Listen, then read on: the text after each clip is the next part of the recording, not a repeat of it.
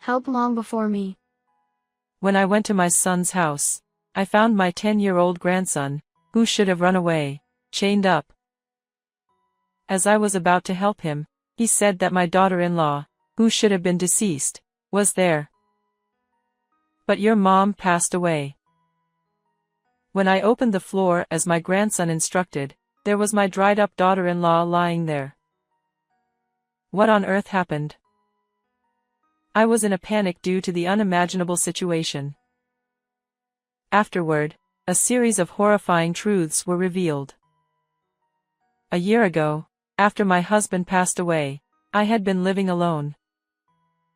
However, my son's family lived just a 30-minute walk away, so I didn't feel lonely. Especially my 10-year-old grandson Ron, who often rode his bike to visit me. Grandma. Look. I got a perfect score on my math test.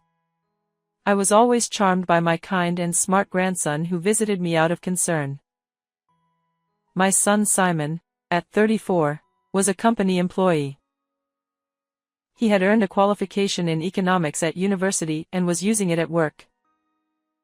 He seemed busy, so we didn't see each other often, but I thought it was proof of his hard work. Instead, my daughter-in-law Lily often visited me. Hello, how are you doing?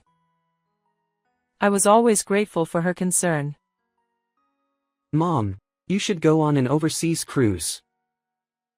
Half a year ago, my son suddenly came over and gave me a 2-week trip as a gift. He said he wanted to cheer me up after losing my husband. Oh my! What a thoughtful gesture. Thank you. I joyfully went on the cruise with my hobby friends, planning to help my son and his wife when I returned. However, Lily passed away a week ago, and we already had the funeral. When I visited my son right after returning to deliver souvenirs, I was shocked to hear the news at the doorstep. It was so sudden that they had the funeral with just the two of them. No way. As I tried to peek inside the house, my son quickly blocked my view. I didn't tell you because I wanted you to enjoy your trip. Indeed, I was on the sea at that time. Did you inform her parents? What about Ron? I bombarded him with questions, and my son frowned. I've contacted her parents, and Ron is in shock, so please leave him alone. I couldn't believe Lily was gone. Can I come in? I asked, but my son glared at me. Stop thinking only about yourself. You're really persistent. He yelled and shoved me into the empty street, causing me to fall.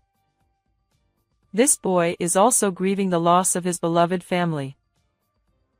I accepted what he said, feeling deeply ashamed of my selfishness. Looking up at my glaring son, I apologized and decided to leave. Now, I regret not forcing my way in then, for something terrible was already happening. The next day, I decided to call my son first to ask if he needed help instead of showing up unannounced. But he didn't answer, possibly busy with work.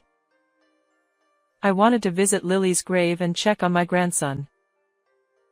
Yet, I didn't want to burden my son with my demands. After several unanswered calls, I left a message asking if I could visit. The next day, still no call back, so I decided to call once more. After a few rings, my son answered with an irritated tone. Why are you calling so much? I've got a lot going on here. Why?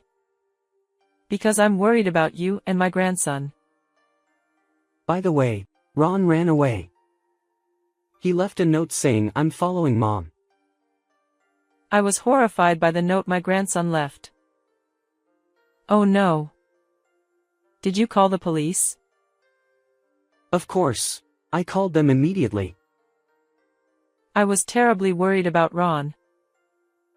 He must be lonely after losing his mother. Oh, Please come back. My hand holding the phone grew cold and numb. I'll look for him too. He'll come back eventually, so you don't need to do anything. My son shouted as I was about to hang up. Maybe he was trying to keep me from worrying, but I couldn't ignore a missing 10-year-old. But what did the police say? Huh? Oh, the police? They're doing interviews and searches. My son's vague response made me suspicious. Anyway, don't worry, he'll be back soon. Then he angrily hung up. Is he really looking for Ron? A small doubt began to grow in my heart. That night, I couldn't sleep at all, constantly worrying about my grandson. As the sky began to lighten, I made a decision. Better to walk around searching for Ron than doing nothing. More searchers would be better. I headed to the police station as soon as the inquiry desk opened at 8:30. My grandson ran away, and you're searching for him, right? Any leads? The officer listened and checked the status. To my shock, they said no search request had been filed. What? That can't be. I was stunned, remembering my son's evasive answers. He's hiding something. Thanking the officer, I immediately went to my son's house. I rang the doorbell, but there was no response, as he was likely already at work. Using my spare key, I let myself in. From the back, I heard noises. Did he leave the TV on? Curiously, I headed towards the sound, finding my grandson chained in the kitchen storage space. Ron! What happened to you? I rushed to him and hugged him. Grandma. Please. Help Mom first. He pointed to the floor storage nearby with his chin. But your mom is gone, right? The funeral was held. No. Mom is here. Please hurry. He was in a panic, crying and kicking to get closer. His frantic expression made me realize something was seriously wrong. I fearfully opened the floor storage. No. Lily. There lay my daughter-in-law, mouth gagged, hands and feet bound with tape, dried up and lifeless. It's all Dad's fault. Wah. Mom. Seeing his changed mother, my grandson screamed and cried. I hugged him and immediately called an ambulance. The operator arranged for the police and rescue team to cut the chains, and both Ron and Lily were rushed to the hospital. In the ambulance, my sobbing grandson explained what had happened. What a horrible thing. I'll make sure he pays for this, Ron. Grandma will see to it. Listening to him, I vowed to bring justice for my grandson and daughter-in-law. Later, with the police, I heard more details in the hospital room. My son had been away for about a week. After Ron fell asleep, I asked the nurse to look after him and went straight to a lawyer's office. Determined to expose my son's crimes, I searched everywhere. 8 days after finding Lily and Ron, I was sitting in my son's living room. As I heard the front door open, it signaled my son's return home. Mom? Dressed in flashy shirts and jeans that didn't look like work attire, he was surprised to see me. Then, my son quickly glanced toward the kitchen. Of course, you'd be concerned about the kitchen, where you chained a 10-year-old child. When I glared at him, Simon looked startled. Chained? What are you talking about? You mean the toy handcuffs he was playing with? His flustered and lame excuse made me feel nauseous. enough with the lies. You left a 10-year-old alone for over a week. You said Ron ran away from home, didn't you? When I accused him sternly, Simon's eyes darted around, occasionally glancing toward the kitchen. He did run away, but the police found him. Liar. You didn't even file a missing person report. I confirmed it myself. I stood up from the chair with a bang and yelled, making my son wince and fall silent. But Lily's gone, and I have to work for the sake of the kid left behind. He mumbled, sneaking glances to check if the floor hatch was open. That's completely different from what Ron told me. Just as I started speaking, my son shouted. Enough already, you old hag. Haven't you finished menopause? He raised his voice, interrupting me, and tried to drag me out of the house. I found your dried-up wife under the floor you keep glancing at. I know everything. I pushed his hand away with all my strength, my hair disheveled as I screamed. Simon paled at my words. In fact, I had heard the full story from my grandson on the day I found Ron and Lily. Ron had been on a 5-day camp until the day before I returned. When he came back, full of memories, Simon told him, "Mom has passed away." No matter what Ron asked, Simon didn't answer and blocked the kitchen with a partition, preventing access. My grandson cried, "I want to see Mom. I want to see Grandma," but Simon only yelled, "Shut up." When I visited Simon's house right after returning, Ron heard the doorbell and was thrilled. Grandma's here. He tried to run to the door, but Simon gagged him and held him down. You told him, you weren't here when your mom died, so the police suspect you. If you don't want to get caught, stay hidden. I don't remember that. Ron must have been terrified. Shocked by his father's words, my grandson hid in his room, holding his breath.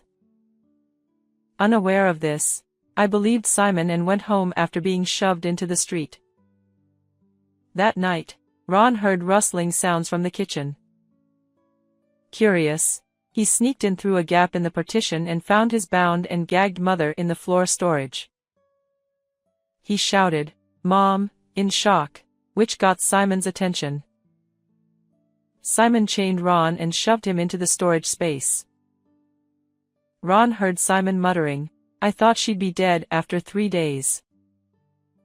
This revealed that Lily had been without food or water for 5 days, mummifying in the floor storage. That's just a made-up story by him.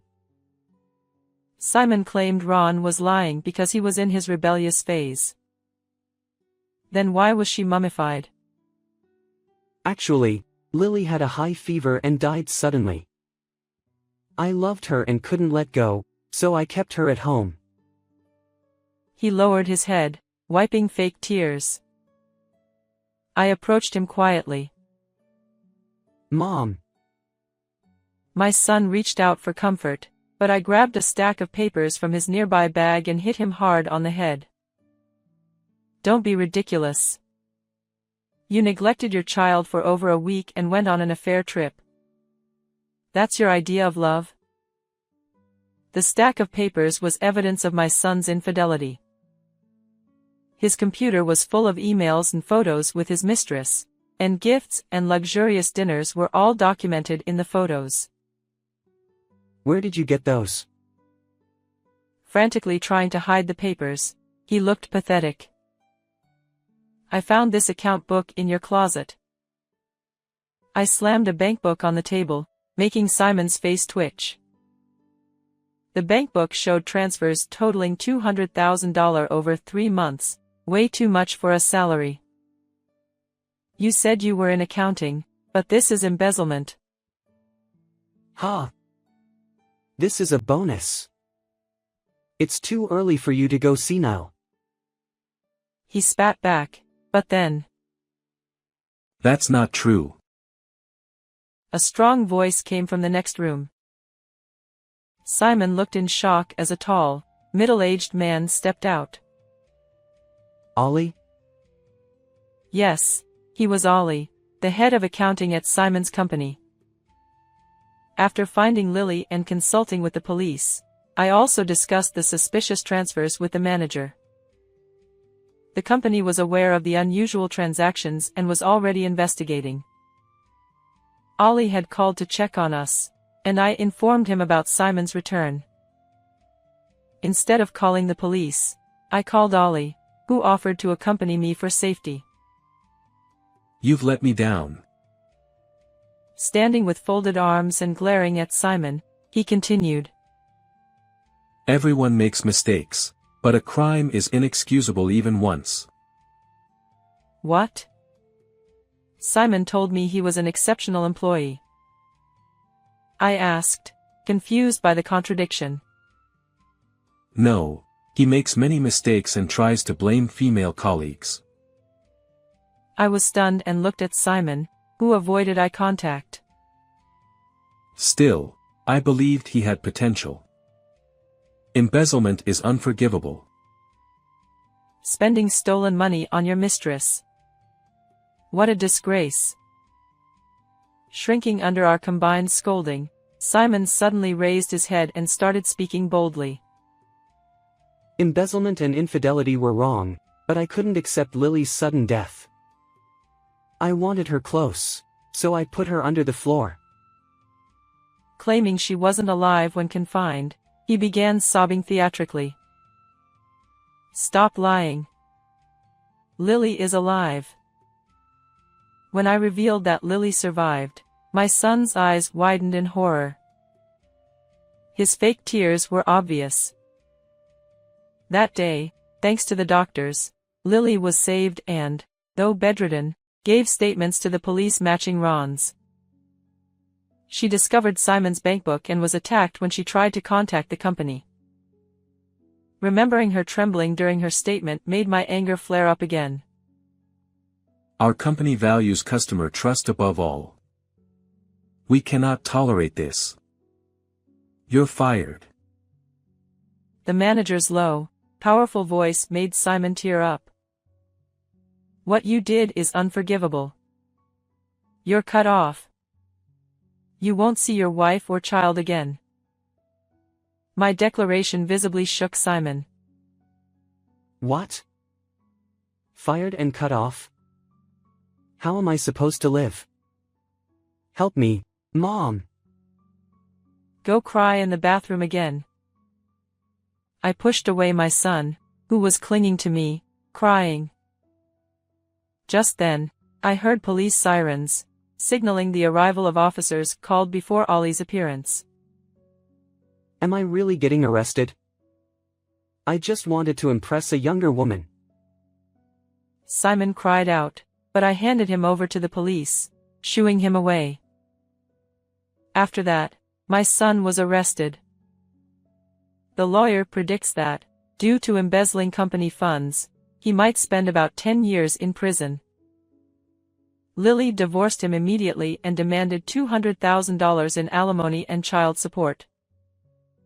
I hope he spends his life in poverty and loneliness, darker than the space under the floorboards. On the other hand, Lily has fully recovered, and Ron is doing well too. Feeling responsible for my son's actions, I offered to support their living expenses, but Lily firmly refused, saying she would work. Instead, she asked me to help take care of Ron, which feels like a reward, to be able to spend time with my adorable grandson at such an easy-to-handle age. Lily started working as an insurance agent and amazingly became the top salesperson nationwide. I will continue to watch over both of them with all my heart. How did you find this story?